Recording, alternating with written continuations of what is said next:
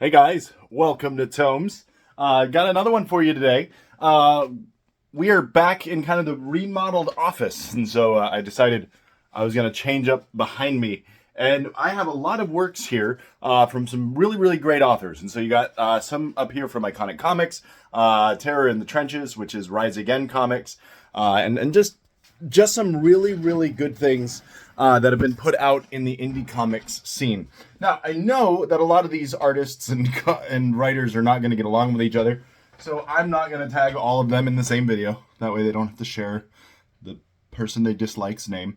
But it's what it is, all right? You've got a lot of comic book writers. You got a lot of big egos.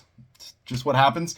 I don't think you can be a creator without having an ego, because you got to believe in your own work, and so you got to be impressed with yourself. And I think these guys have a reason to be impressed with themselves, if I'm just being completely candid. And so what you've got up here, again, just some really great works. I would recommend all of these, and I have in the past. You can go back through my channel, and you can see me talk about each of these comics. But here on Tomes, we do like to talk about beautiful books.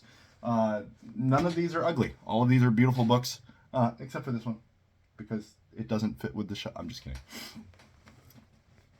I know. I've got to get the jabs in however I can.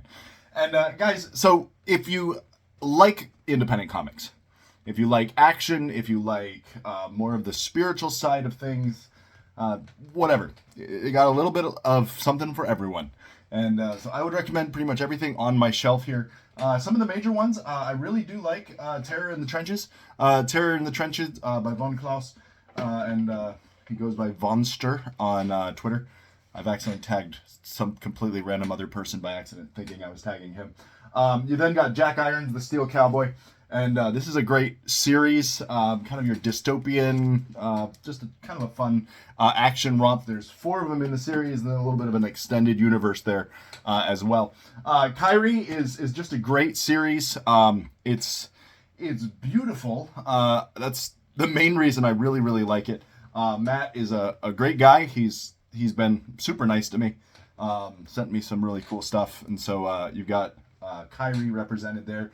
And then what he does is he also does these wild tales, which is kind of a return to form of the old pulp comics, and so those are fun. And what I really like about Kyrie is Kyrie has a lot of historical aspects to it. I used to teach Greco-Roman history, so I really do appreciate what he's done for work there. And so there's that as well. One that I haven't really talked about too much is T-Bird and Throttle. I caught up with this one. I believe it was Fly Fox Pro recommended it. But T-Bird and Throttle is just...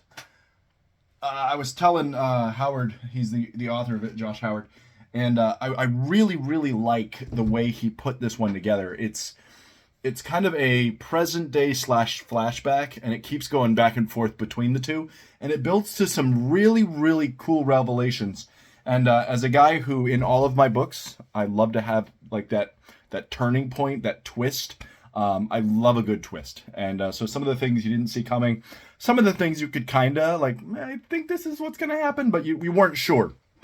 And so, again, just really well drawn. It's, again, just kind of that fun return to Cape Comics type thing.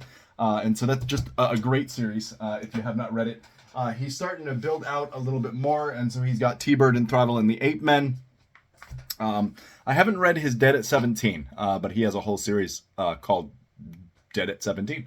Monster MD is one that I have not gotten a chance to review, but this is also put out by Monster von Klaus, and this is a fun one.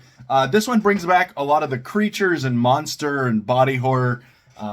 Probably the most unique instance of a succubus you would see in any material. But again, Monster MD is just a fun romp. Again, I probably would, if you were going to pick one, I'd probably go with Terror in the Trenches, but that's a tough one. I don't know which one I'd recommend, actually, to be completely candid. Now, of course, you know I like Doug TenNapel's work. I've got a hold of his work right here. You know I've got Iconic Comics and all of their work. I have not yet done a review of Athena. It is coming someday. I'll get to it. Yeah, I'm not good at this. I have several children in the house, and I'm taking advantage of the fact that they are gone right now in order to do some of this stuff. And so Arc Athena is a cool one. And so with Arc Athena, Eric Canete, he's just a longtime veteran in the storyboarding, gaming, movie making industry. And so he has a very unique art style. I'm really looking forward to seeing what he does with Soulfinder. I've done a few videos on that type of theme, but up behind me you can see Soulfinder. And so Douglas Ernst, again, I've got the Soulfinder stand there. I've got some Soulfinder related art up there on the wall. And then, of course, on my Catholic shelf, I've got another Soulfinder with the rosary up there. So I'm a fan. It kind of goes without saying, but I make sure I say it every now and then. And then, of course, you've got all the Common America and the Black Ops. Now, I'm looking forward to it. Black Ops is just about to be putting out another volume. It's coming in the mail any day now. And their new Black Ops is so cool. So there you go, guys. Just kind of a preview of some of the graphic novels and comics that are worth picking up. Of course, there's so much more I could say, but I'll leave it at that. So if you have any recommendations for me, let me know. I'd love to see what you guys have to recommend, or if you want any recommendations, because I'm growing my manga shelf, as you can see over there, and miscellaneous graphic novels and various other books. So I've got a problem. Anyway, guys, thank you for joining me on Tomes, and I will catch you later.